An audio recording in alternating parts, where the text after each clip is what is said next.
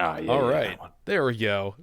So, guys, we are live, and it looks like a little bit of the chat box is cut off in my chat.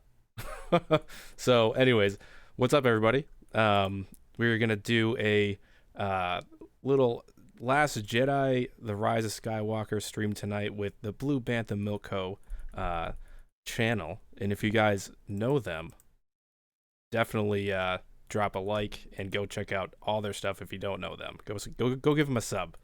These dudes deserve everything because they have been kicking ass on YouTube, diving heavy into the Bendemption and Raylo stuff, and it's like really cool to see and hear new thoughts and all this stuff that we've all been talking about for a while. So welcome, guys. Hello. Hello, thank you for having us. G'day. Yeah. How you going? So tell us a little bit about like what you guys do on the Blue Bantha Milk. Other than talk nonsense and I don't know, overinflate our own opinions. Yeah, Star Wars stuff. Other than that, so general Star Wars stuff. What's the elevator pitch? It's that we explore the line between popular culture and Star Wars, or something like that. Essentially, yeah. So, so I'm Sean. I'm one half of Blue Bantha Milk Co. And the idea is just to kind of see how I think if you're into Star Wars enough, it begins to bleed into your real life, and that's sort of where we are, trying to like justify that and also show it how that is true. Yeah, it's an outlet. Obviously, this is Matt, so that was Sean. This is Matt. Yeah, it's kind of an outlet for obsession. Yeah. I think, and trying to do something creative with that rather than just sit there twiddling thumbs and staring at screens and going, I'm angry, I'm upset, I'm happy, whatever the emotion may be. Try to do something good and positive with it, and I don't know, give something back to the community a bit as well. Yeah, that's it. It's probably not escaped everyone's attention that things have been a bit divisive and a bit weird the past couple of years. So it's nice to sort of try and inject some positivity into things, and also not take everything that seriously. But a hot positivity injection. That's it. Hot positivity injections. That's what we're in. HBIs. That's amazing. Well, for some it's reason, 9 a.m. and we're already making sexual innuendo, like puns and stuff here. So I think my chat window is just frozen for some reason, but that's okay. Yeah, Kayla 94 says the same thing. Yeah, that happened last time. I'm wondering why. Well, guess what, everybody in the chat? This, unfortunately, or maybe fortunately, this is the last stream until I move into my condo, and there, none of this internet crazy stuff will continue because I'll actually have good internet. Like right now, we're streaming internationally. Actually, the Blue Bantha dudes are coming at us from the future. It's tomorrow. It's Sunday morning. Yeah. So actually, do you guys know any new leaks about the Rise of Skywalker? Because it's tomorrow. Absolutely none. None. Not a thing. Yeah. The leaks are the same here, even though we are in the future, unfortunately. Dude, because our news is 8 years behind as well. That's so funny. Well, sorry everybody in the chat for the chat not moving. I guess I don't think it's our internet, man. Like we have this same problem when we do a premiere. I think it's YouTube. So if YouTube is listening, which we know they are. Hey, Girls with Sabers has popped in. Hey, $2 donation. Thanks so much. Is working. The trio, the Holy Trinity is now everybody's here. It's like a full group hangout. Hey, girls. Hello. Well, actually, I have a question for you guys because you guys were diving heavy into all the Last Jedi stuff recently, like going into Redemption and just a lot of stuff that I'm really into. And I was actually really curious, and I think you might have already talked about this, but it'd just be fun to talk about it again. Like, what are both of your favorite scenes in The Last Jedi? Or if you don't have one, we can talk about like two. If you have like two that are matched. I have a distinct favorite. It is so it's towards the end, and it's when the Falcon shows up shows up to Crate. I love the sort of build up, and there's the tension, and Rose can't shake the 3 TIE fighters, and there's that one blast straight through all 3 of them. Yeah, so good. And then Rey's just like, I like this. But then you have the flip of just like when Kylo Ren's just like, blow that piece of junk out of the sky. I just love all that. It's That's so good. that every line of dialogue, and then when they fly away with it, and Chewie and the Porg. Yeah, that's me. I love when it goes into the old school A New Hope track for like the TIE fighter attack. Yeah. Yes. So good. The like dun dun dun dun dun dun, that like percussive thing. It's so good. Yeah. No, that's my favorite. I remember even when I got a hint that was going to happen in the trailer, I was like, that's going to be my favorite scene. I know that Brazil. when that comes, that's going to be it. Wow. Oh, wow. We got so many amazing. Welcome. Yeah. Hey, Layla. How you doing? Amazing. That's amazing.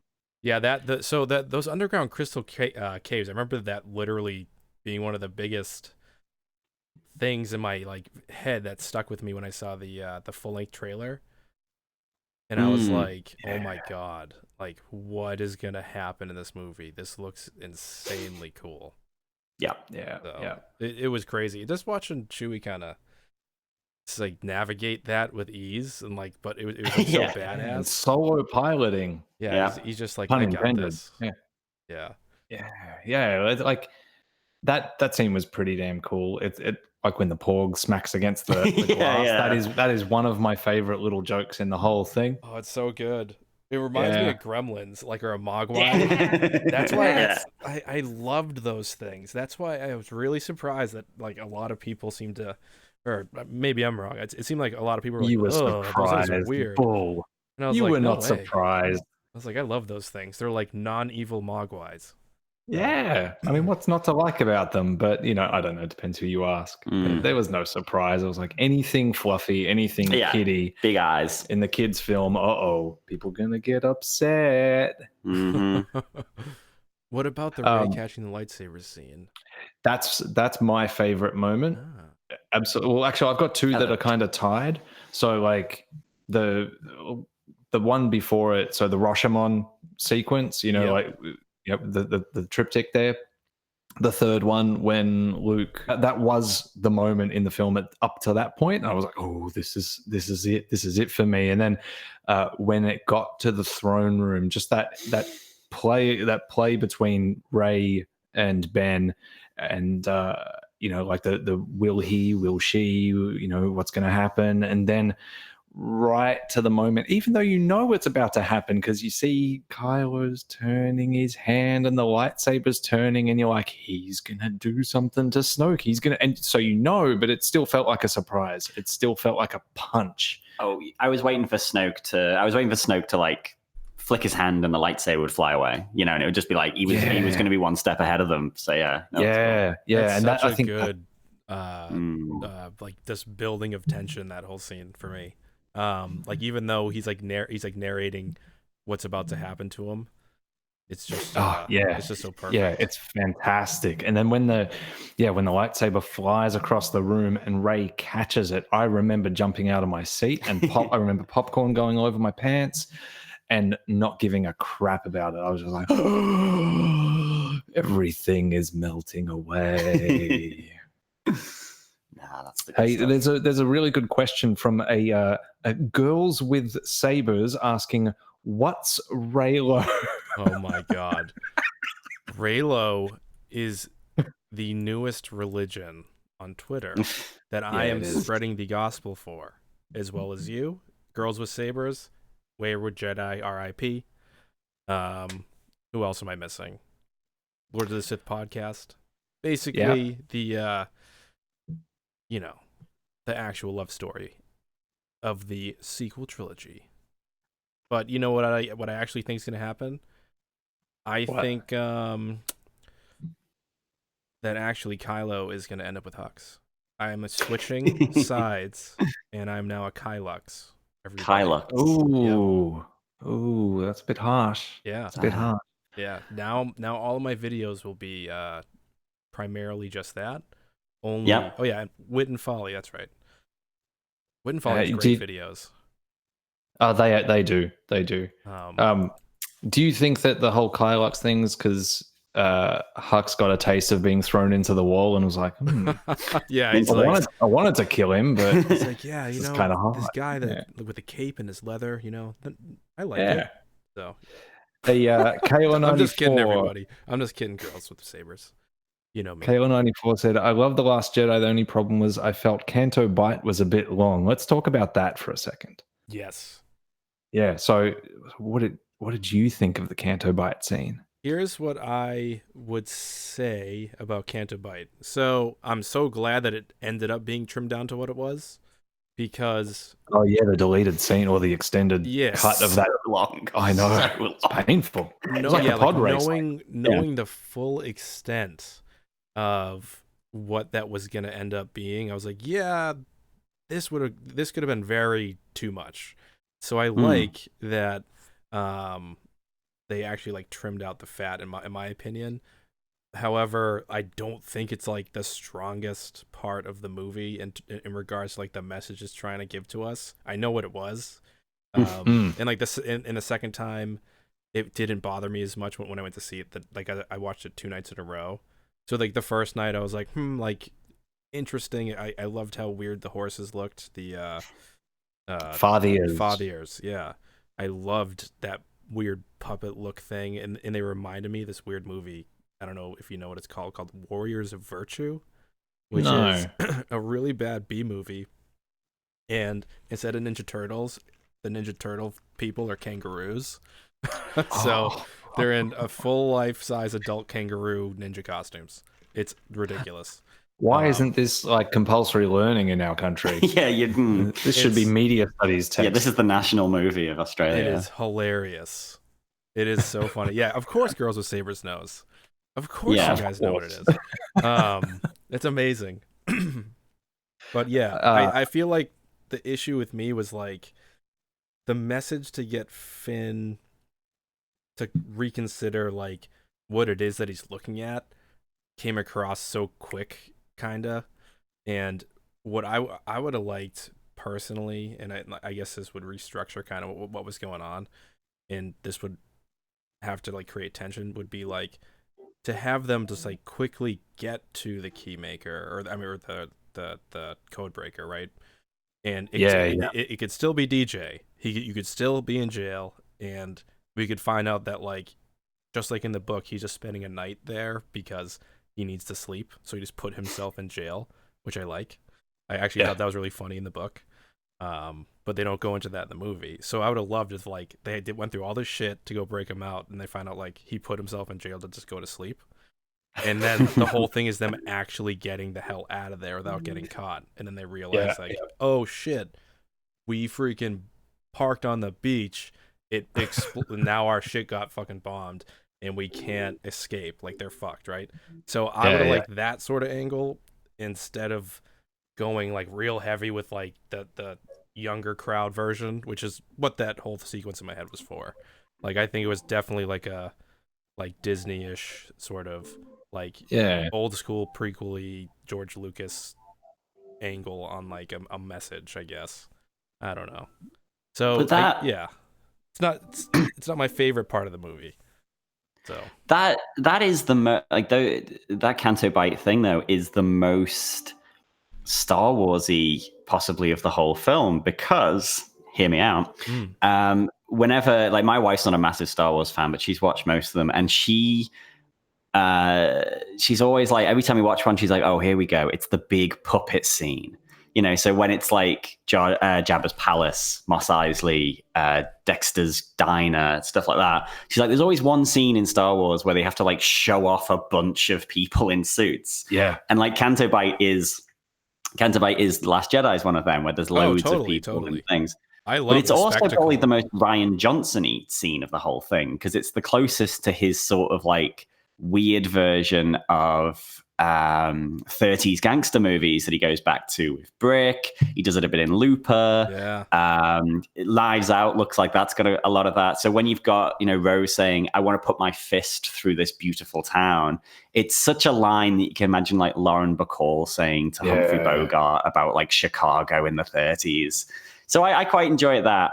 I don't like the fact that when they have a choice between saving slave children or floppy-eared horses, the horses get out and the kids get left behind. But then, which again, very Star Warsy. But we wouldn't have got that last scene though if they did. That's it. True. Well, it could have been a Fathier that like stands there staring out. They could have just flipped the whole thing the other way. In some Maybe alternate ending, articulated boobs. it's in some alternate ending, it's the Fathiers telling the story of Luke Skywalker to each other, and they're like, like whatever language they speak in. That's amazing. I love that. That's actually the end of the Rise of Skywalker. Yeah, that's it. Yeah, there's your spoiler. It's got like the rebel ring, but it's like on a hoof. No, it's branded into its butt. Yeah, it's just it's awful. Yeah, Star Wars is no longer about humans or aliens with the Force. It's about Fathiers that now have been inspired by Luke Skywalker, and they are now Force sensitive, and they become Jedi. That's it. Cool. So that's the end of the live chat, guys. It's been it's been fun. Enjoy the film. Yeah, we figured out the Rise of Skywalker in 15 minutes. I'm surprised. Yeah, hey, that's what a good night's sleep does. I will say so. Anyways, back to Canto Bight. I actually do think the one like super positive part of that is I do love how freaking weird it is to see aliens in tuxedos. Oh yeah. Like I really appreciated that aspect of it. Like, I also thought it was a little long the first time I saw it, and then the second time I was like, oh, it's only like 10 minutes. Yeah, it's hardly anything. Yeah. It's so that's a funny thing, right?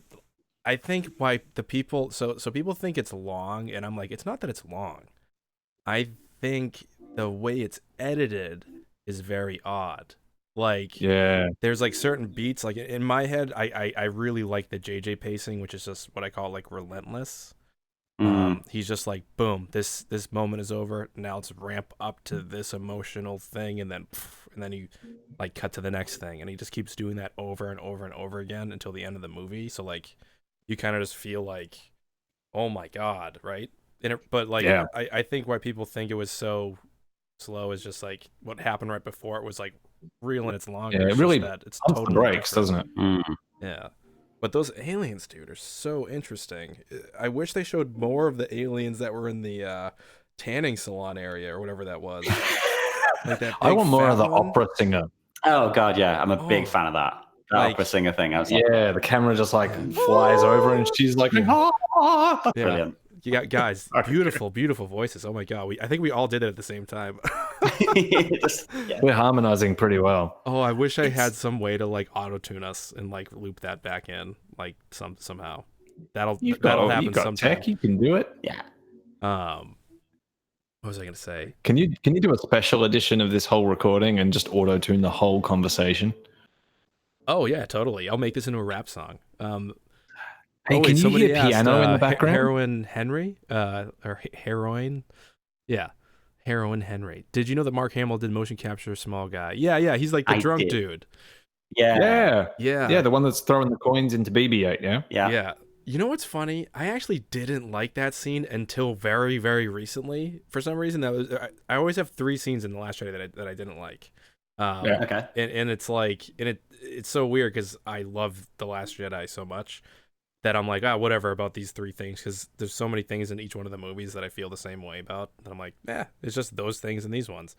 But it was like the joke thing with Hux in the beginning, but then the coins being like spit out for some reason at first, I was like, I don't like it at first. And then for some reason now, when I watch it, it just feels so perfect.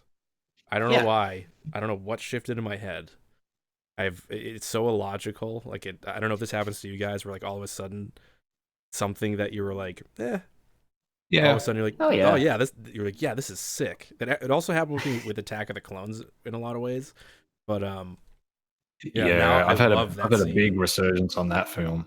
I love it now. I have such a weird relationship with that film. I've got such a weird, like, abusive back and forth. Like, sometimes I watch it and I'm just like, I hate every frame of this film. And sometimes I watch it and I'm like, this kicks ass. I don't know what it is. It's a really weird relationship. It's real strange.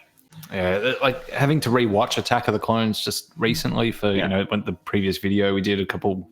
Oh, what was it now? Like nearly a month ago or 2 months ago now. I can't remember. I love it. I've gone the other way. Like even down to the Woody dialogue with Anakin and Padme and against the fireplace and stuff. I'm just like, I used to think that was just unbearable. But now I watch it and I'm just like, look at this kid that cannot control his emotions, that has no basis for doing so in his life, has been equipped with ultimate power and then told no. How do you think he's going to act? Like, I would dispute anyone that rails on that scene too hard. Like, you can rail on it a little bit. It is cringy dialogue, but like the whole thing is compared cringy. to. This is what I always think about when I think about cringy dialogue. I'm like, if I'm really taking off my nostalgia glasses and I like critically look at the original trilogy's dialogue and that's it, like just in a vacuum, a lot of it is derpy and like silly and funny and awkward, and I'm like, all right, it's always been campy. So absolutely. now I'm like, maybe it's because we're older or something, but like I'm just so much more forgiving of it because I'm like, it's always been there. It's just that when I was a kid, that didn't matter to my brain, so that kind of thinking didn't carry over with the original trilogy. So yeah, I don't know. But I'm with you. Like for me with Attack of the Clones, the whole first act to me kicks ass. Like the whole chase through Coruscant, I'm like, holy shit. I don't know what happened. It's like, well, I know what happened. I smoked some weed and then I watched it. But this was like a while back, like when I was like, oh, well, I don't really drink beer anymore because I'm a dad. Like I can't like go to the bars and stuff. So I'll just like poof every now and then. And I put on Attack of the Clones and I was like, oh my God, this scene is insane. And I thought to myself, George Lucas was ahead of his time with cyberpunk aesthetics. And I don't even think he intended to have it be that style, and all that I see now is that style. Like if somebody's doing like this futuristic, even Star Trek, like something, it's like they just watched Attack of the Clones Escape on Coruscant and they're like, yeah, let's just do that. And I swear to God, like it's so good. And I think now it's like really inspirational to a lot of like cyberpunk stuff. Yeah, well, it's that cleaner version of it, like the precursor almost, because like you've got your Blade Runner cyberpunk, which is like the cyberpunk as far as many people see it, but it's that kind of, I guess that's what I would imagine Coruscant to look like in A New Hope. You know what I mean? Like run down kind of you had to make a model of like Coruscant, gross and dirty and whatnot, but still a bit flashy up top. Like that's what I'd imagine it to look like. Whereas the prequel era Coruscant, it's like, that's the precursor to it. Like that's where my brain goes. Oh, Kayla with a good question here, because that's actually on my list of questions. It's the the mind melting end of the Rise of Skywalker. I'm actually more curious about what you guys think than what I think. I've been really kind of like racking my brains over it because I'm trying to think like what the set could be. If there was a thing that you could just open a door and walk in and it would just be an instant thing that would wreck you, I can only think it's going to be statues of like the original characters in some sort of like, I don't know, some sort of cool setting, and it's going to be like Luke and Leia and Han and Chewie and the droids, and it's like that it ends with some sort of memorial garden or something, or some kind of idea that like something like that, some sort of big cheesy emotional thing that if you just saw it straight away, you'd just be like, oh my God, that is incredible. That's all I can think of. Because if it's just like the throne room on Yavin 4 or like or any of a set, you'd kind of, I don't know, there's nothing I can think of that would make me instantly be like, oh my God, just by seeing this has blown my mind. Very it has to be something. Yeah, very interesting that you say that. I can kind of see that in my head, actually. It'd be beautiful. I wonder if JJ will do that, like, or some sort of like homage to like the OT, because like he did say that this is like peppered with A New Hope things. And then he also said that this movie sort of is the story of the movies, or the previous films prior. Yeah. He's like weirdly, that's what the story of the movie is. And I was like, what? So Yeah, it's got me thinking. Do they retrace some of the other locations? Like, I was thinking, what could it be at the end? What would melt my mind? I think it's gonna either be something at Tatooine, or it's gonna be maybe like the Jedi Temple, like taking back or refitting it. Like, maybe that's the end scene. Maybe they just get an interior decorator and they get rid of all the Sith stuff from the Jedi Temple on Coruscant. And what if what if JJ actually carpet made laying at the end interactive, and what's actually happening is in every single theater there's a camera facing the audience, and then it just automatically cuts to the audience staring at itself, realizing you are the Force. That the whole ending was just us watching the movie, because they were just stories after all. And JJ's just like, I'm out. on a side note, this is a bit of like fun fact, bit of trivia. Originally, when they were putting together Truman Show, they wanted that to happen. They wanted to have a scene in the middle where there would be a camera that would kind of just quickly show the audience that you were in watching an audience watching the Truman Show. Is like that's amazing. Well, I guess it's like, we've got subtext. Subtext is good, but text, that's real good. Yeah, like right in your face. That's really cool. They would not have had the tech to do that back then. No, And then how would it work on like DVD? It's stuff like that. Yeah, no, that wouldn't work. I mean, do anyone remember VHS board games? Yeah, like Atmosphere and all that. Yeah. I mean, back then that probably would have been how to do it. So what you got to do is to watch the movie. You got to rewind. Go get a mirror. Forward the tape to this exact point. Yeah. And then find someone with a video camera, and then put it in, and then record it, and then put it in your player. One weird idea I have for the ending of these movies. I guess I have a couple. And they're all weird. You don't have weird ideas, Nick. And they're going to be super not even going to be what's happening at all. So I feel like we're either really going to get the droid thing, where the story of the Skywalker family has been amalgamated between R2 and C-3PO because they are the things that have always been in every film.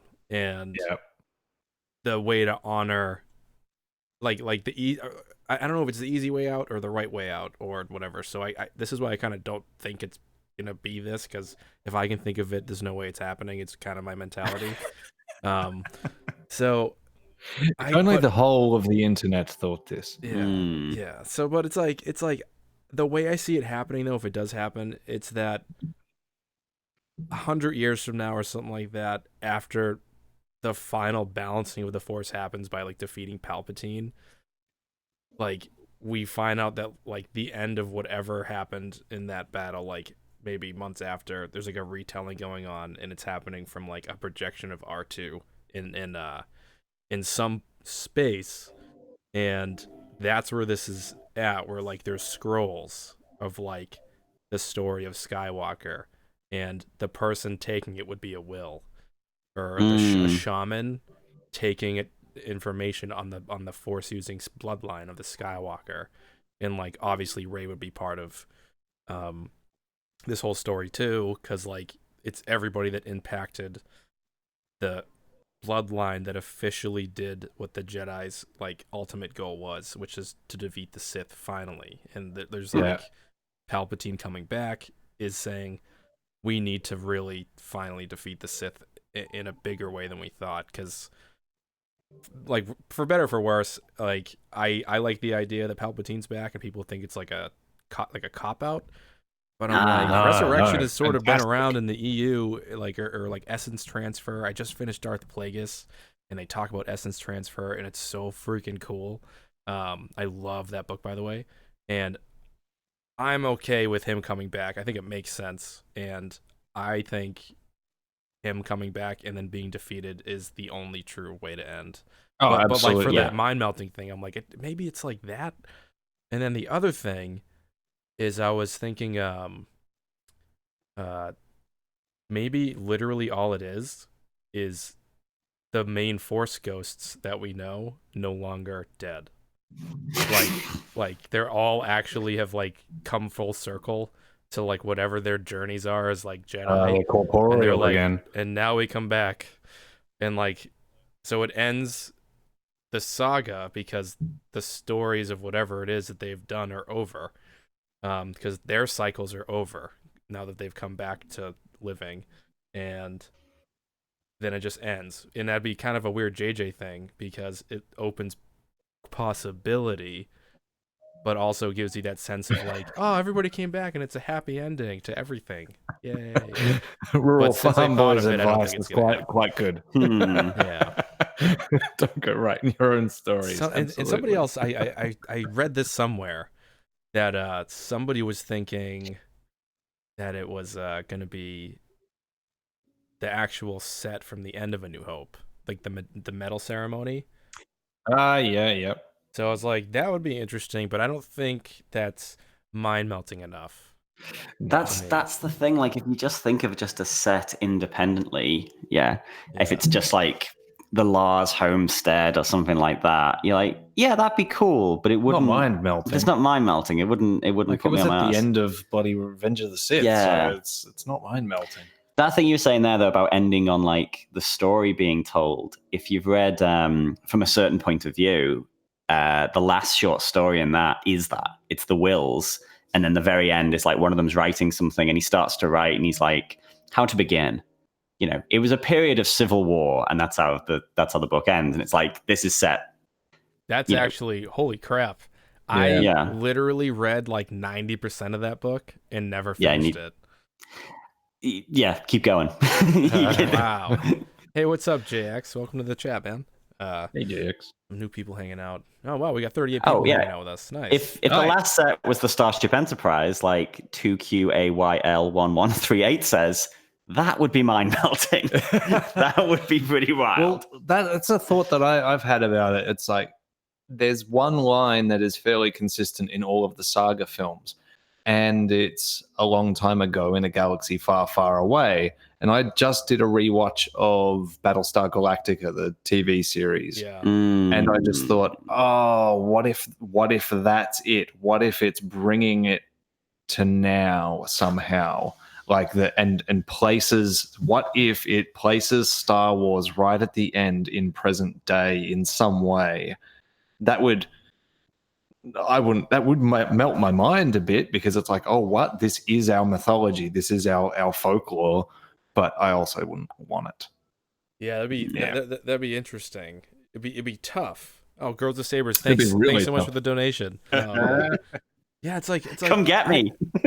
What that thing that like it's mind melting. It's either so simple or like really something we just can't conceive. Like I don't. That's why I just either think that, like, or Kevin Smith is just being hype man. Yeah, because he gets pretty excited about things. True. That could have just true. been like an X-wing. I do remember Patton Oswalt, I think, might have tweeted, he's like, the last frame of The Force Awakens, perfect. And like it got like massive hype or something like that. And I was like, oh my god, what could it be? And like I really like the last frame of The Force Awakens because it's like hilarious, because it's like a literal cliffhanger, but it's also awesome because it's Luke. Yeah. I had an idea once where it was like maybe it was Rey finishing one of the books, and it's called like The Rise of Skywalker. Which would be Game of Thrones has shown us that that's not a great ending to have like the book of the thing we've just watched. It doesn't. I think it sounds like a great idea, but then like when you actually see it in action, it just lands with such a thud. I don't know. Maybe I'm in the minority on that, but like when that happened in Game of Thrones, I was like, maybe because it's based on a book. Maybe that's the thing as well. And it's sort of this idea of like, oh, okay, so they're going to read the book that we've just watched the adaptation of. And I was like, I can't be arsed with that. I didn't mind it. Yeah, I didn't mind that. I think I'm in the minority where I wasn't outraged by the end of Game of Thrones. I thought, I was just so tired. Just so tired. See, I was fine with it, especially with Daenerys and her flipping. I loved it. I know. I mean, loved that. Different podcast. I'm of the mind where I liked most of what I saw in season 8. I from an editor point of view or a story, I get the rushed feeling that people had an issue with. Oh, definitely rushed. But I was like, I really like what I'm seeing, so I don't know. Yeah. I had a good time. Yeah, let's move past Game of Thrones. Yeah. Not everybody can like everything. Like rush. Well, I'm trying to think of what else. Like, with the things that we have seen, like you guys saw the images of the Knight of Ren, right? On the image of the dictionary or whatever it is. Yeah, it's the cover of the visual dictionary, isn't it? Yeah. Did you guys play Knights of the Old Republic at all? No. Oh yeah, I did. Dude, that was so. Remember, like those sort of vibroblade weapons in that game? They look way more ancient. I'm looking at these guys and I'm like, these look just like that kind of stuff. So it keeps making me think that like they don't look elegant or refined. Well, they don't look. Yeah, they don't look elegant like those, but it looks like they're trying to make those things. Like they're trying to like emulate the old vibroblade weapons of like ancient Force people or like whatever. Yeah, but I'm like, and that's cool. Yeah, like, I'm into that. Yeah. So okay, do either of us? I'm going to make it a real short answer. Me, no. But do either of the other two of you actually like really get into the whole Knights of Ren thing? Like, some people are really like, oh, the Knights of Ren, the Knights of Ren. I'm just like, nah. So I do, but you go ahead first. Oh, I think it's cool. Like, I think after Force Awakens, I was sort of like, oh, this is going to be awesome. Like a big army of like Sith-ish dudes and all that. But then when they didn't appear in Last Jedi, it was literally like a week later that I saw someone mention it. I was like, oh yeah, where were they? And then I was like, oh well, I'll just move on with my life and just never thought about it again. Yeah, that was it. Yeah, I'll never understand the vibe of being like, why weren't they in this one? I'm like, well, dude, like The Last Jedi is kind of just like 5 minutes later, and wherever they currently were in The Force Awakens, they're still there. So like to me, it made logical sense, like that they wouldn't be there. Obviously going to be a book or a comic book or an audio book that explains where they are. This is Star Wars. It's not like the MCU where things just like happen between films and we get it in a line of dialogue or something. There'll be something. There'll be an extra thing that if you want to follow that up, you will get a dedicated piece of media devoted to it. Just be patient. And then now they've just announced the rise of Kylo Ren, which will probably be that. Yeah. So well, he's on the cover with the Knights of Ren. So it's just be patient. Star Wars has proved itself many, many times. If you want to know why something is, you will find out. People are talking about 3PO's red arm now. There's a whole comic book about how he gets a red arm. Right. There's never, if anything, there's too much explanation sometimes. Yeah. But the Knights of Ren are too cool an idea to not get fleshed out. But like Rian Johnson was just like, I just couldn't fit them in. So rather than trying to like shoehorn them in, and like, because I know a lot of people are like, oh well, Snoke's guards should have been the Knights of Ren. You're like, oh brilliant. So they come in, get killed off, and then you would have been like, oh, there's no background to them. Yeah. So just be patient. Wait your turn. Yeah, God damn. I love the Praetorian guards. I think they are perfection. I love that them. They got killed. Like, I love that they're out of the way, but I love everything about that fight. You look very cool. It's super over the top, sort of like orchestrated. Oh yeah. But I like it. And it's like huge sweeping motions, crazy fighting going on. They're like gentlemen fighters in like Sith armor, you know. I love it. Yeah. You know what I mean? Like they're very nice about their fight, even though they're trying to kill him. And I just like that it's set up the idea of the dark and light coming together to defeat a common enemy, for our minds to kind of orient in that concept. Yeah. Because now with Palpy coming back, I think we're all primed to be like, yeah, no doubt they're gonna freaking team up again and cut down all Palpy. So potentially, or whatever thing it is that the melting that might put them on the team together. I want to talk just for a second about the Praetorian Guard thing, because obviously it's come up again recently because there was the corridor crew stuntman reacts video that people were a bit up in arms about. And Oh, whatnot. yes. Yeah. You know, and so, you know, like I think I was one of the very few people that was like, actually, it's fine. Like, this guy is a stuntman. Everyone's like, don't talk to me about Endgame. And I'm like, I'm not talking to you about Endgame. This guy is an accomplished stuntman. However, the problem with that video I found was he starts injecting a lot of subjective headcanon stuff into his criticism of the stunts and choreography. And I was like, you're not here for this, mate. Just like, you're here to talk about the stunt work. So there's one thing he does point out about the stunt work, which I saw it in the theater. My girlfriend saw it in the theater, and we were like, we giggled a little bit. And it's how dancerly and posy the Praetorian guards are. Like, the way that, that's like, my obviously it's for thing. Yeah. for visual style, I get it, and I love it. It's a little over the top and whatnot, but in that criticism video or the reaction video, when they slow down and you see the guy doing like a twirl in the background, That's true. Yeah, that's true. I use that footage so often in my edits. Like, I don't know if you guys have probably noticed. Like, I love using. No, we footage. don't watch you. What? Who are you? Oh wait, that's right. You've never watched any of my videos. No. All right, well, stream's Thumbs over. down. But yeah, I remember like I was just combing through it, and I was trying to like re-edit it to just be a little more intense, just for my own. I like practicing editing. So I just do it sometimes. So I was doing that with that scene, and I realized that was happening. The spinning guy, like, so randomly, like, sort of dancing around in the background, and it looks awesome. But I was like, what the crap?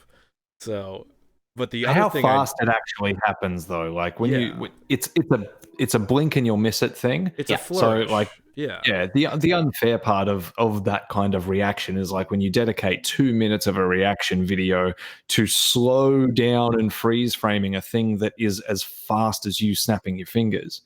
Like, come on, guys! Like, you can criticize a bit better than that. Yeah, true.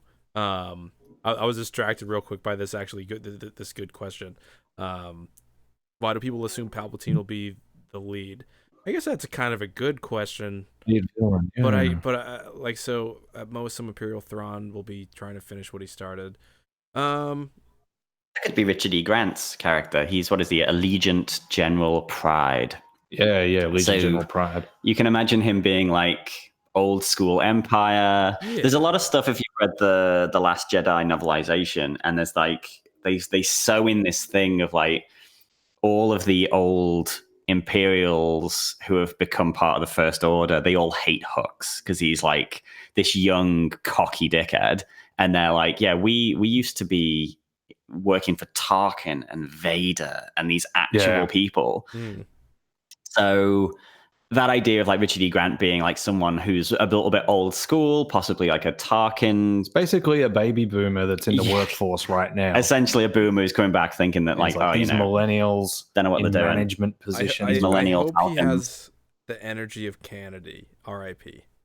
Yeah, that's it. Exactly. Kennedy's a perfect example of that. Someone who clearly would have been like, Trump man of an imperial of dignity. That's it. I loved Kennedy, and I was so sad that he blew up. But I love that scene. Oh, great. Where he just like, he's about to run. The look on his face. Yeah, he's like, actually, I'll just stay here because I'm a gentleman. Yeah.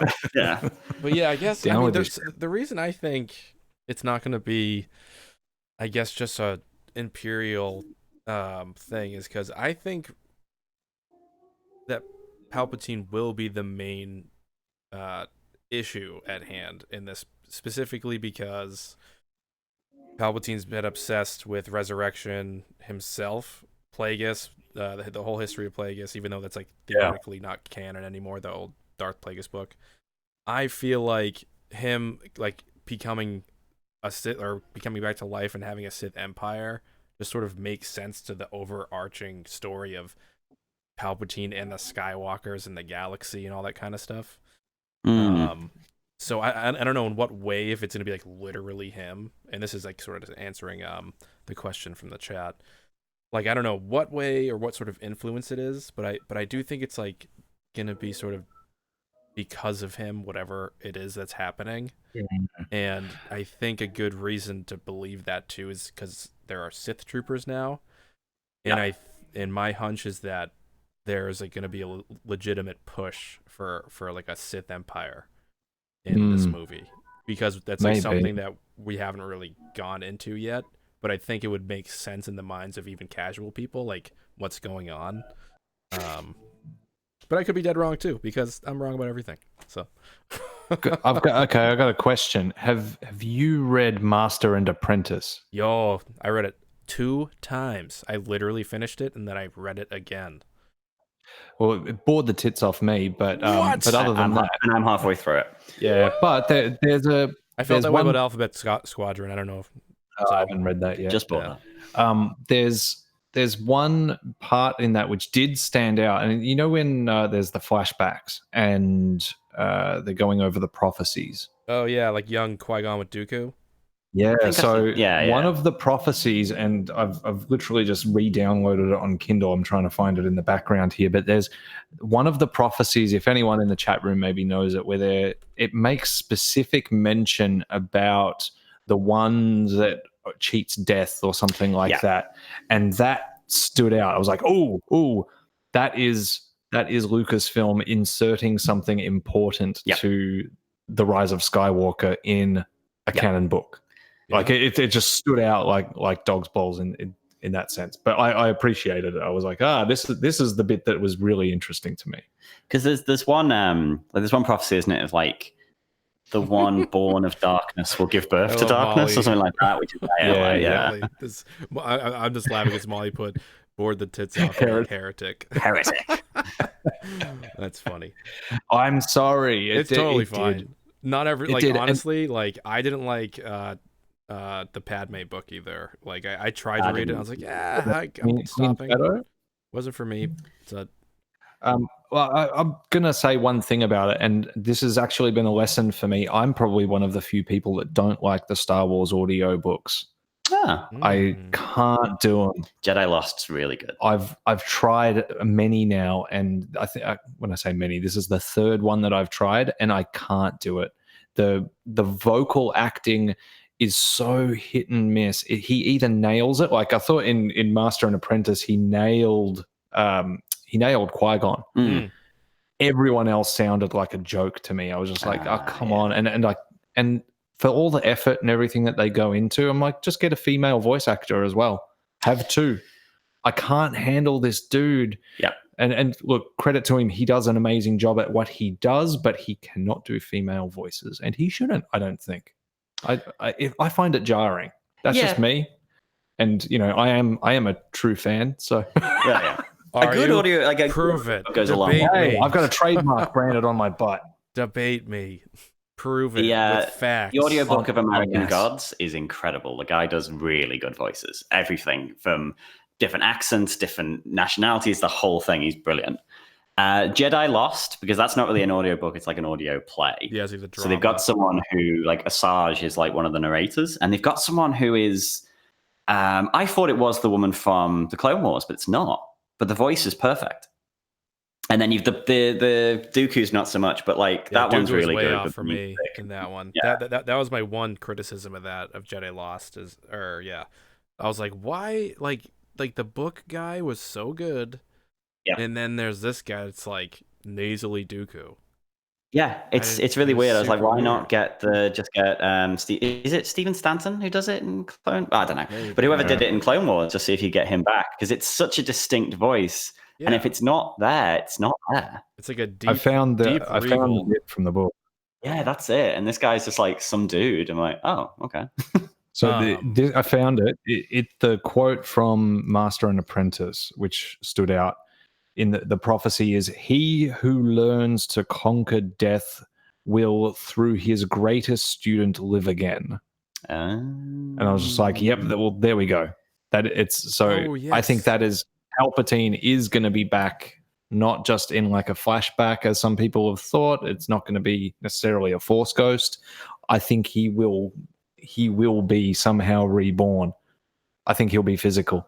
Yeah. I mean, I really am of that thought, because if you guys saw the moment video I did where I'm like, I feel like Palpatine is gonna come back because he learned how to do it because of Moment, because of that one throwaway thing in a comic that I don't know if you guys dug the Darth Vader series from like 2017 till now.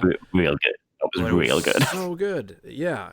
And fucking Moment, just like his consciousness goes into a relic, and there's a lot of relic things going on, and that's why I really like the idea of the Knights of Ren, and like I think they're like relic hunter, Sith worshiper wackos. Like I'm still not sure if they're like just Luke students, or I feel like at least one or two of them are like maybe Luke students, but I think it's going to be something else. But that's just my opinion. Art Nymph. Through his greatest student, anyone here think Palps will try to inhabit Kylo? Oh yeah, I keep thinking about this, and I'm not sure. I'm torn on it. I'm like, it depends what the rent is, I guess. But nice. Kylo Rent. Kylo Rent. Yeah. Exactly. Yeah, dude. Did you see that post the other day? The rise of Kylo's Rent. I was like, oh, if you just add 2 letters, this is a totally different comic. Somebody should make that. Like, I don't know. Why not? I'll do it and I'll get sued. Why not? I'll do it. The rise of Kylo's Rent. And it's just him with his lightsaber just like slashing up a kitchen because he's pissed. Losing his security deposit. Yeah. He's like, they said it was 900 square feet. Ah! I don't know. So I guess I'm okay if it happens. I don't want it to happen. Like I think it's too simple to just be possessed. What I like more is how creepy it is for Palpatine to come back to life. Yeah, I like that more. I worry that it'll be a bit of a Voldemort-y kind of thing. You know, like they find the crashed old Death Star, and they find like a weird little baby Palps. Baby Palps. Oh my god. He's just sitting there funny. And it's like, oh god. Young Solo. Just like sitting there with this weird, creepy baby voice. Oh god. That would be a totally weird move on JJ's part. It would be. It'd be pretty bold. Like oh, Kayla94, do you think the First Order is going to find out Kylo killed Snoke? Yes. Yeah. Do you guys think it's hard to imagine there's no security cameras. Yeah, I think it's going to be not him, or like I think somebody's going to out him that he's not going to suspect. I don't know who that could be, but it's just my hunch that that is going to be the point of contention between him and Hux. Yeah. How did this guy get the power he has? Because I think Hux at the end of that movie clearly looks like he thinks he deserves it. Yeah. Yeah. Well, there is so there's a Japanese flyer for Rise of Skywalker, and someone's found it and translated it, and it does say like Kylo Ren has uncontested rule of the galaxy or something like that. Like, so he is like top dog. So you got to think like, well, when you're at the top, someone's going to be coming after you, and Hux has that hungry look about him. Yeah. And then whoever Richard E. Grant's playing and so on. So there's like going to be, because obviously there's a lot of rumors about like some sort of stormtrooper uprising. Like that's a theory that would be cool. And you got Sith troopers. I think the most fun thing about how closely they play the cards to their chest with Star Wars is this stuff. Like anything could happen. Oh yeah. Like this is the stuff I find cool. The thing that's not cool is people saying anything can happen. I think this is going to happen, and then when that thing doesn't happen, they make it their entire lives to complain about that. You know what's funny? When does that happen, Sean? 1 star. Would not recommend. No, actually, that's only a new development since Disney acquired Lucasfilm. Oh yeah, that's only ever happened then. There was actually, it's really weird if you go back and you like research Star Wars, like if you go to Starlog and stuff, there's absolutely nothing negative in there about definitely nothing negative in Star Wars. And what's even crazier, people literally loved Empire Strikes Back perfectly, 100%. There was never one negative thing said about it. So they knew it was an instant classic. Yeah, that was it. It was great because that's how it works. Yeah, and that fake beard in the Return of the Jedi, honestly, that was top 10 CGI. Actually, that was that was 1983 CGI. Nobody knew. So, what up? Yeah. This is God. We're digressing, aren't we?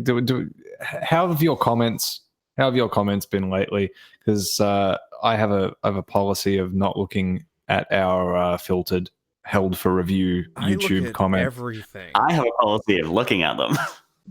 I feel like I've braved enough of the most ridiculous comments at this point, and people have tasted my response style that they either are just bored, they don't care anymore. What is your response style? Is like, you are a stinky. You I'm are more a just mouth like sometimes if it's like a real like this dude's trying to like, or this person or whoever it is, if they're really trying to cause an issue, I'll respond in like a normal adult way.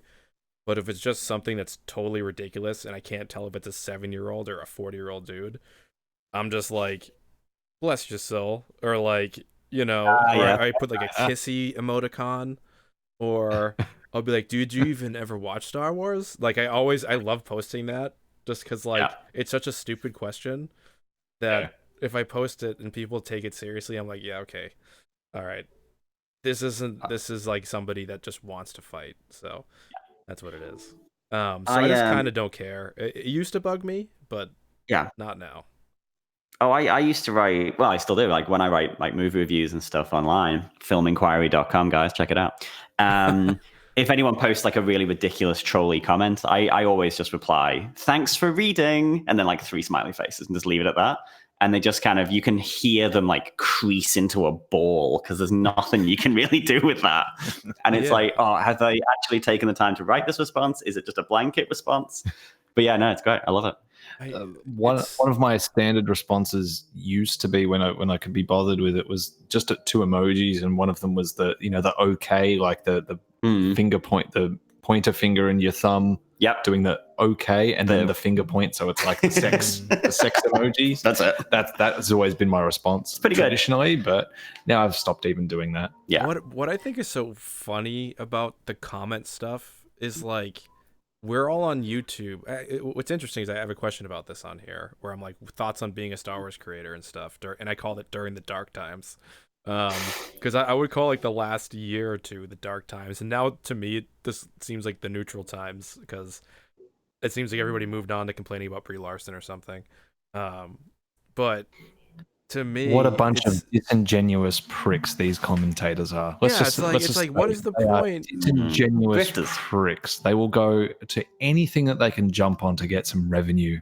That's the thing. Is like so to like basically like at this point, I don't even know like when somebody's commenting, I'm like, what is the point of this even? Because it's just a comment about my opinion on something that hasn't even happened.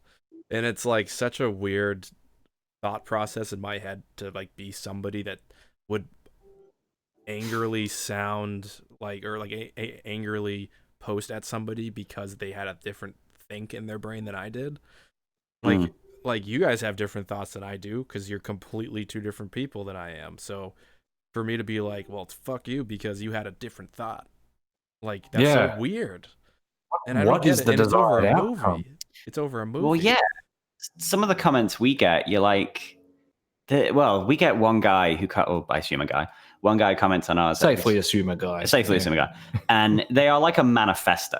I'm always sort of just like, well, what do you want me to do with this? Like, you don't want me to comment. You don't want my opinion.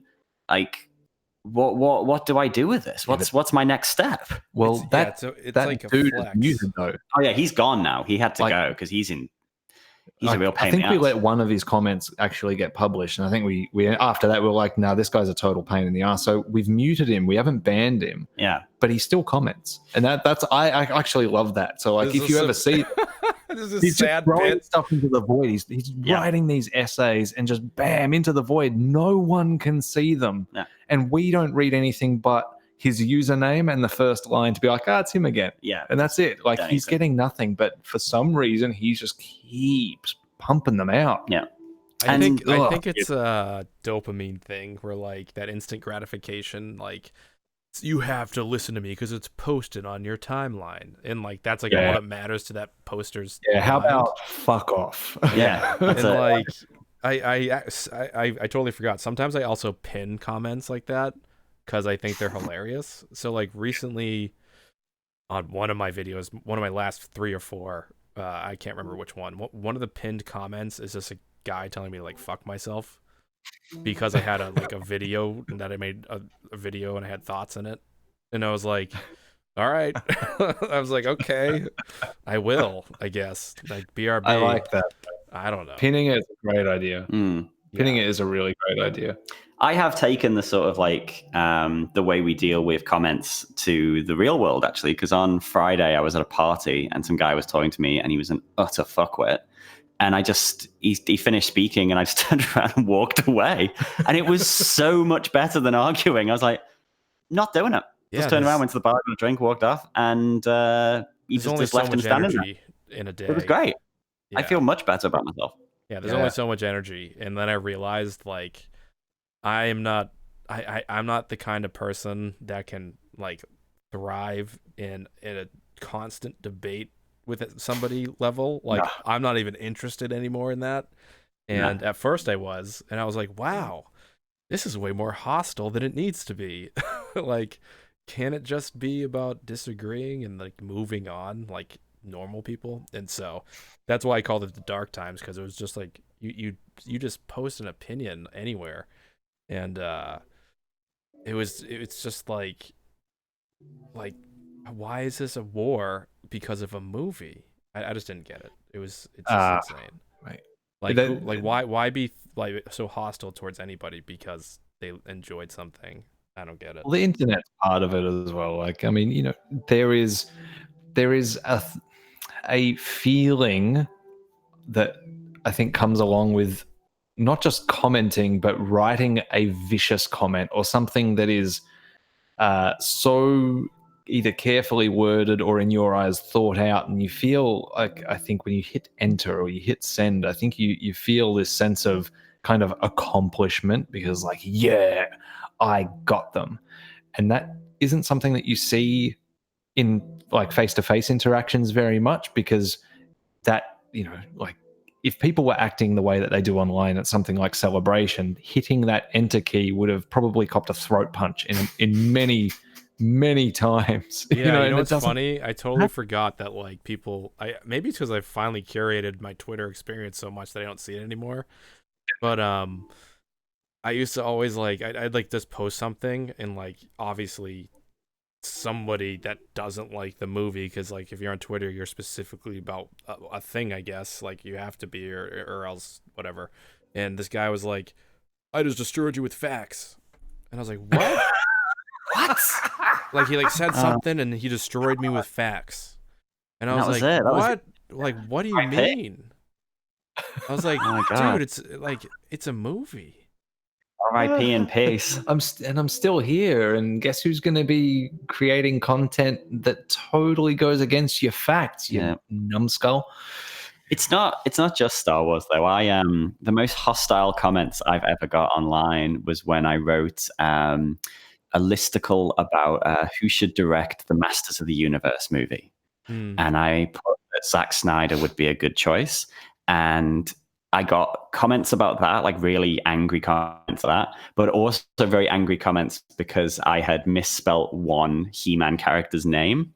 And it was very much this thing of like, you don't know the lore, you don't know the canon. I was like, to be honest, I had a deadline. I needed something quick. I threw together an article. I picked 5 directors at random. These things happen. Oh, yeah. But just like, comment, and just like really abusive. And again, it was just like, yeah, thanks for reading, guys. I've got to keep going. I can't get bogged down in this Master of the Universe thing. Yeah, it's a hostile world. But only online, kind of, because I truthfully don't think anybody out in the world would ever be this way. The way they are online. Not. They're not. I mean, yeah. Not. If they are, very minority. Yeah, a huge minority of people. Like I feel like it's almost so funny too, because like it'd just be like us talking on Twitter, right? we'd be like, "Hey, what's up?" Or right, and like some other person just like comes in from left field, and they're like, "I just destroyed you guys with facts. Here they are," right? And like they have an agenda to let us know about how bad something is, and it's like, Yeah, that's it. dude. Oh, there is another. Hey, there is another. Sorry, we're laughing because it's awful. It's awful. Yeah, it is yeah, terrible. like What? Oh my yeah, god. I have a YouTube channel related to my ongoing fantasy book series. After I posted trailer videos, people told me they wanted to stab me in my face or watch a bus run over me. Very Damn. encouraging. You know, Oh my you know what I keep God. thinking about? Actually, let me pull this up so that way I don't completely ruin my concept here. I'm always a guy thinking of skits, right? While you're pulling that up, just quickly, everyone in the chat room, say hi if you're going to be at Star Wars Celebration. Hi. I just sang. Maybe. Hi. I do have a ticket. See how long it takes for reaction. Hold on 1 second. Where is this?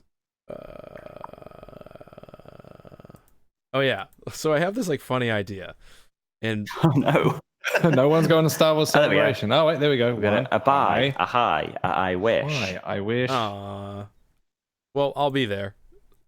I'll be there. We'll all I be might there. be there. We'll be. Yeah, we'll Sean be sipping. I'll take pictures. I'll make videos. I'll make a virtual reality experience for everybody somehow. So Cool. I'll just strap 2 cameras to myself and try to emulate 3D really poorly. Let's both get GoPros and live stream us just running into each other's heads. Yeah, I'll put the GoPros where my eyeballs are, so that way it's like perfect vision area. So that way it looks real. Yeah, that'll work. A lot of like. I'll make sure I declog my pores. Yeah, boom. Yeah, because I have super HD cameras. So. But anyways, so you know, like sometimes I do skits and stuff, and I know I told you guys about like the toy one I wanted to try out way back, and I was like, I still think that toy skit would be hilarious if I can somehow do it someday. But I keep just get us to record voices. We'll do it offline. Oh yeah, well I need to like I can't wait to move this to this new spot because I can actually like set up an area to do this goofy shit. A player. But I want to do a skit where like it's somebody's first time watching The Last Jedi, and like there's no rhyme or reason to it. It's just a generic person, and maybe it's me, like in the thing, or anybody, and like they're just watching it, and they hate it, and so I want them to hate it in the skit, but I want them to like hate it because it's ruining their childhood in a literal way. And like all the pictures around the living room, like them in those photos they're disappearing. Like as the movie progresses, like more of the photos change. Yeah. Their parents become fathers. Everything just starts getting screwed up until finally this person calls 911, and then they have to explain what's happening. So they get on the phone with the police and they're like, "Yes, sir, what's your problem?"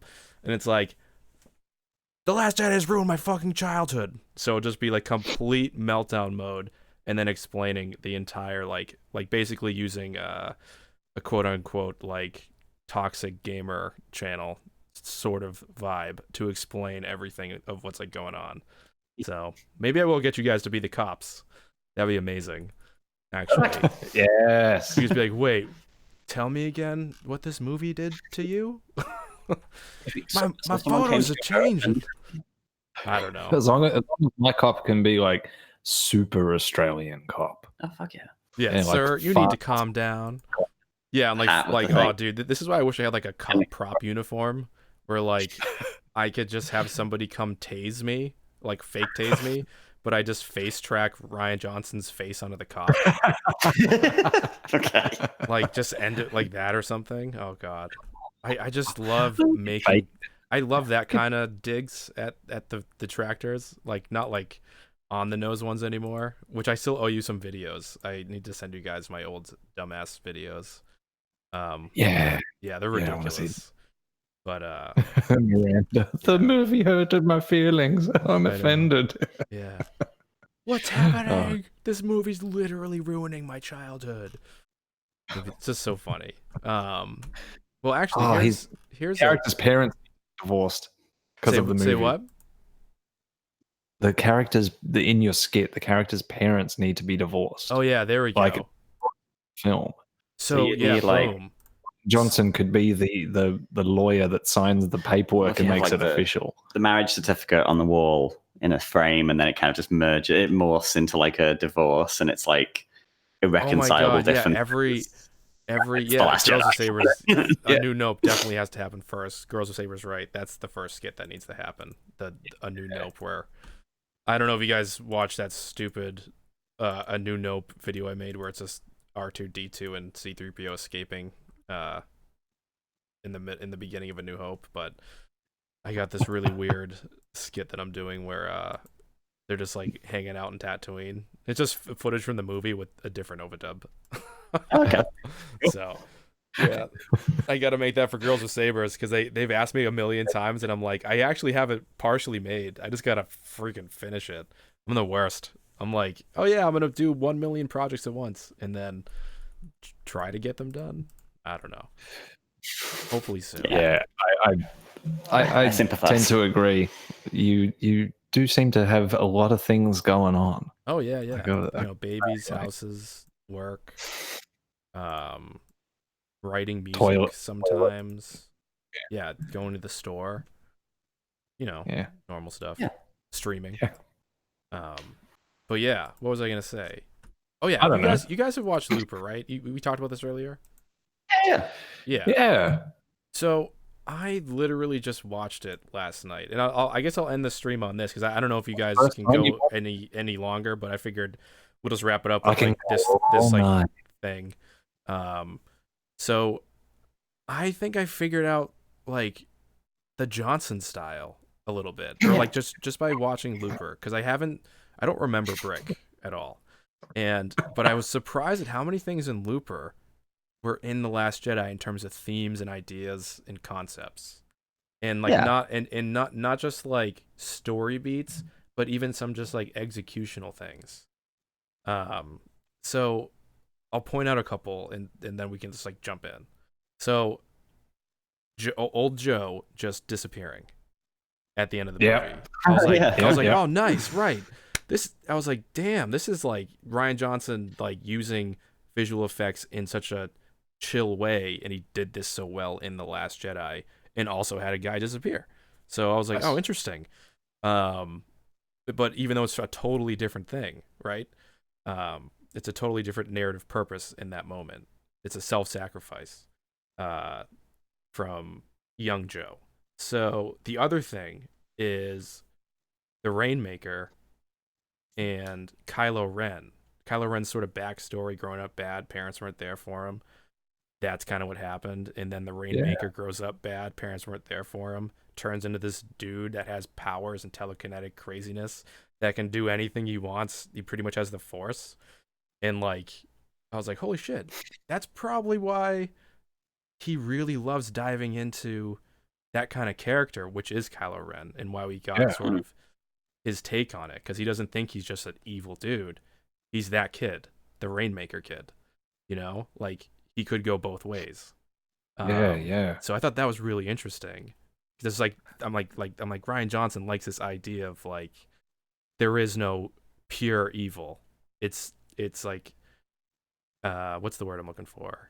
It's like nurture over nature. That stuff. And like he's trying to show us like even if you are pushed in one direction, there still is always like a resolve to like redeem that character in his movies, whoever that character is. It's realistic, like life isn't so black and white, and it's the thing that always sort of just I find myself boggled by when people are like, ugh, this whole thing about Bendemption and stuff like that. It's like, don't get me wrong, Ben has done bad things, but redemption isn't necessarily this universal thing. It's like, he's done one, now he's done a good thing, and all of a sudden everyone in the galaxy is going, oh, he's actually a good guy. I think that's like the lens that people see Ben's redemption through. It's like, but he's done bad things. No, everyone is going to think that he's a good guy all of a sudden. It's like, no, that's not how redemption works. It's a personal thing. It's him redeeming himself for himself because it's the right thing to do. Everyone else is still going to see that he's done bad things in the universe, just like they did with Vader. Yeah, Vader redeemed himself. But it's not like the galaxy all of a sudden turned around and went, well, he was actually not that bad. Yeah, like you see a lot of the extra, like Vader is still held up as, as a villain. Yeah, isn't that's part of the whole reason why Leia is kicked out of? Yeah, that's bloodline. That's the bloodline. Yeah, it's exactly. Essentially like the fact that she's related to Vader is enough for people to be like to distrust her. It's not a thing of like, oh god, you're related to Vader. Oh, but he turned out really cool in the end. So you can be context and president of the galaxy. He killed kids, but then he threw the crusty man down the well. That's it. He killed kids, but then he killed an old man. So yeah, that's what I'm always like nobody's technically beyond redemption in the Star Wars universe. Exactly. Like at least as far as I'm concerned, if you can murder kids twice, movies back to back, even if they're still kids, even if they're freaking sand people, but still, he's like, he did it twice, and he still became a Force ghost with his, which is technically like the highest echelon of like Jedi Force userness. Like you have to be so selfless to become that, and he did it in 2 minutes. So hey, there is. I guess this is the thing with Looper as well. It's sort of almost a contrast to Last Jedi, because Last Jedi, obviously, they're always like, you have to like kill the past or let the past die. Right. Whereas Looper, it's like killing the future, exactly, isn't it? I mean, because you kill your it's like an inverse, essentially yourself, but in the future, like but in the past. Well, what's cool about that future part that I loved that executionally, because I was like, oh wow. This executionally reminds me of the Mirror Cave stuff. Like the way it kind of goes into this sort of weird wibbly wobbly timey-wimey thingy, which is what the cave scene is for the purposes of just being simple right now. Because she's in like an infinite amount of herself is reflected through time, I guess. And it was just interesting seeing like how he like tells a story and brings us in like through narration. And I was like, oh, cool. Like I see these like two overlapping styles in this movie. And funny thing too, you know how you always did close-up shots of the binary beacon, whatever that thing was? Yeah, the tracking thing. Yeah, the tracker. So I don't know, maybe I'm just like looking way too into Looper at this point, because I just watched it. Like I watched it a few times like over the past week because I bought it. And he keeps like using like the time watch as like the totem, right? Like that's the in the movie Looper, as he keeps like pushing into it. And he was doing those same shots with the totem in The Last Jedi. Like that's like the anchor. That's like the thing that are like tying these people together, kind of. Not time like it is in Looper, but he uses something in somebody's hand in that way to like connect these people together in the movie to get from like one place to another. And I was like, oh, really neat. Like he has this way of like moving around his story, which is crazy. And like it's fun to kind of unpack it. So I don't know. Like if you guys notice any other parts in like Looper or any of his other films where he's like, oh yeah, like that's probably why he did this in The Last Jedi. Well, I mean, like I said at the start, like the only thing that really jumped, I guess two things that jumped out is obviously that thing in Canto Bight where you suddenly have this very film noir, the dialogue change. It's very much, it's a homage to those movies, and that was like very Johnson-y. But also as well, I think Johnson's a fantastic storyteller in the sense that he will constantly zig when you expect him to zag. So Last Jedi is full of moments where you kind of like, I know exactly what's going to happen here, and it's not. Right. And the amount of you're like, oh, something, a good thing's about to happen, a bad thing happens, and so on. And so when like watching Looper, I went into it very much with this idea that it was going to be this movie that was just going to be a chase movie between Joseph Gordon-Levitt and Bruce Willis. And then you watch it and it's got telekinesis, and it's quite cruel, like what happens to Paul Dano's character with the surgeon and all that. And then all this mad stuff about the Rainmaker. And he just does things that are very, very clever. Like that whole thing where he shows Joe's future as he gets to Bruce, and then comes back and then changes it, and you're like, that's very, very good. It's so very good.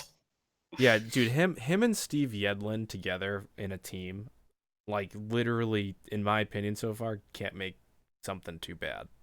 Yeah. You know, like they can make something that might have parts I don't like, but overall the package is like almost perfect. And it's like crazy just to see how they put stuff together. Like just like learning by watching their movies over and over again. Like I need to find a Looper documentary, like just to watch the behind the scenes or something, because it's not on the thing I bought. I'll just be curious to see if there's anything on there. Go on his Tumblr.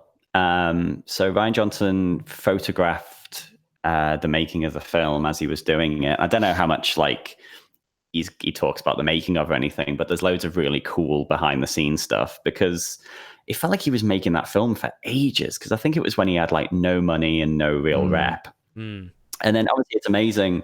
Something that really stands out to me is how amazing it is to look at Force Awakens and Last Jedi and to take JJ, who is like well established, hugely famous, can do no wrong, is essentially like the new Spielberg, you could say.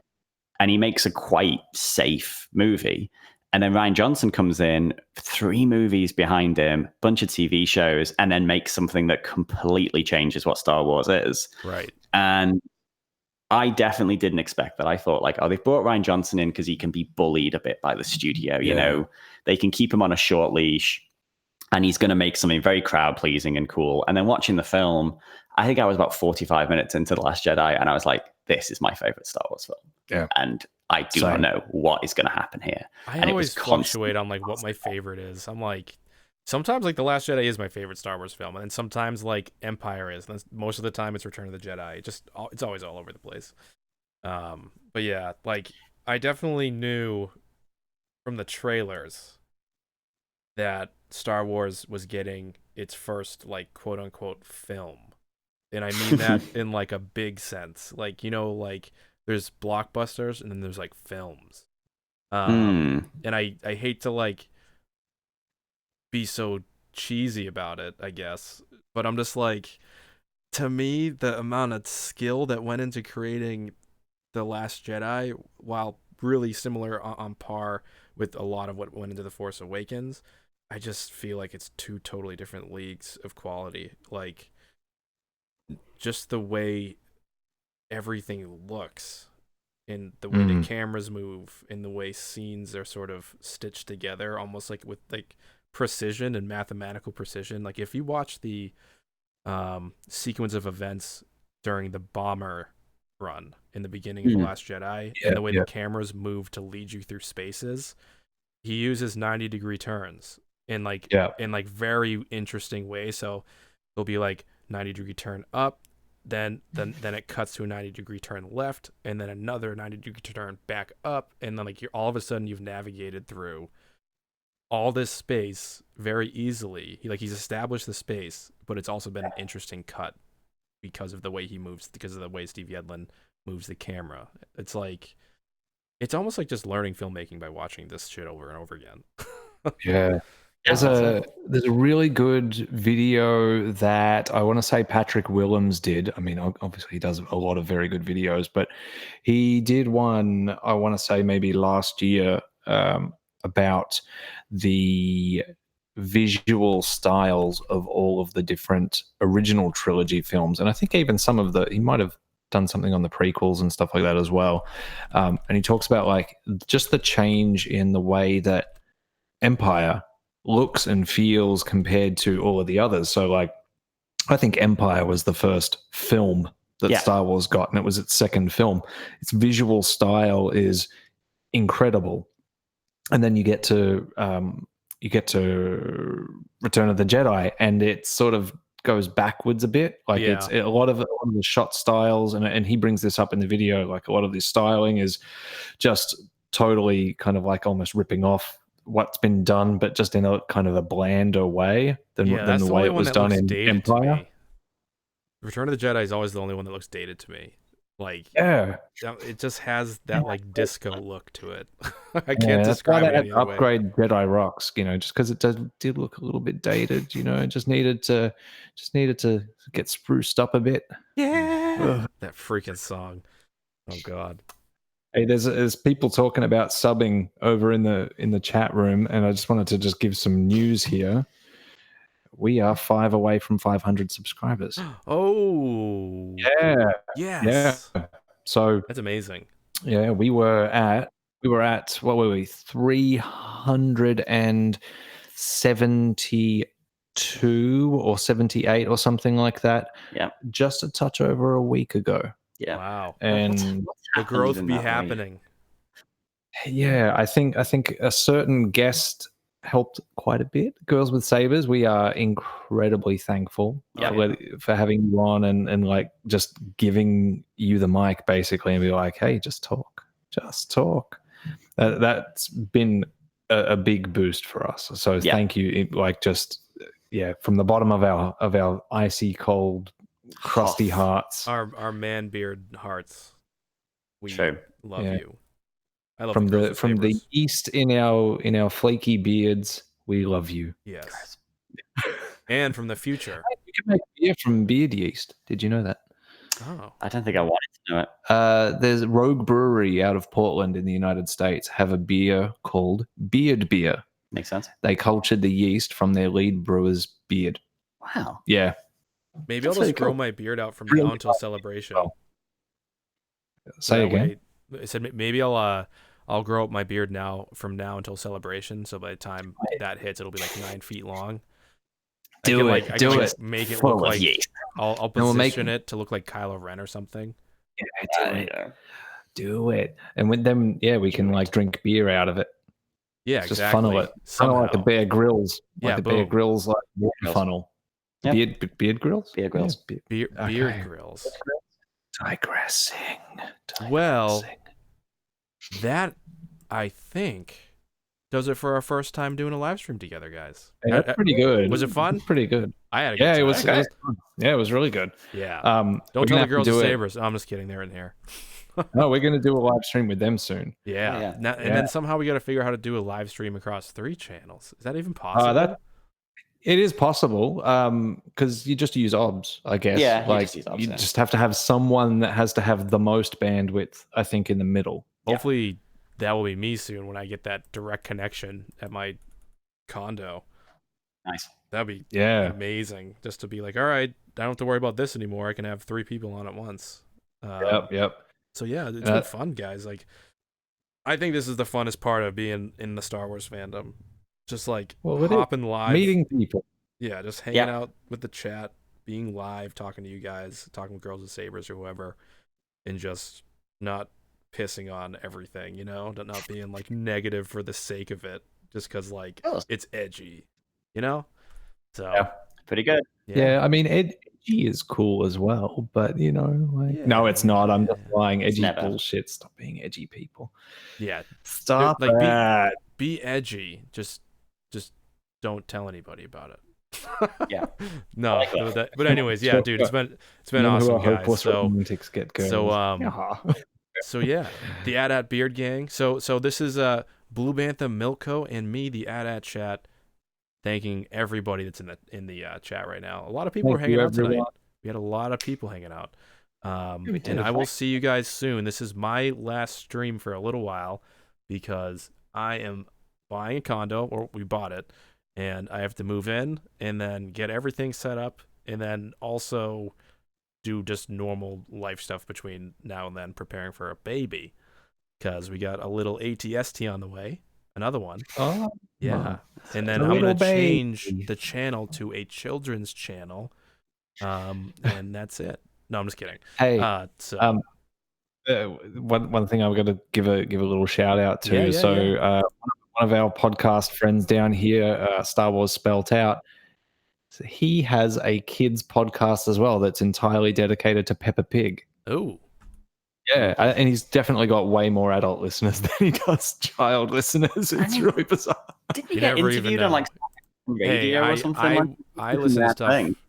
I listen to stuff about like the Dark Crystal, and that's like straight up for little kids. So, we're all still kids inside.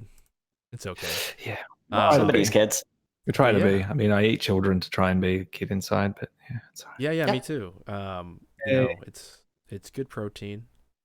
Yeah, very good protein. Yeah, this is gonna be the funniest end of a stream. Let's say we're Talking about really eating limping to kids. the finish here, guys. Do your Maybe videos? Do you Palpatine- keep maybe the live chat? Like, do you Palpatine keep will the eat chat kids. transcription Yeah. against it for replayability? Because there's a whole chunk of the live chat where they're talking about eating animals, which is hilarious. Yeah, Like, who I've gotta eats scroll- animals? It's crazy. Like, just go scroll back and read it. It's I'm gonna really have funny. to. I was trying not to wet myself while we were chatting. It's just really. I'm gonna have to distracting. watch like the like. I can't even watch it in the video when I watch this back, unfortunately.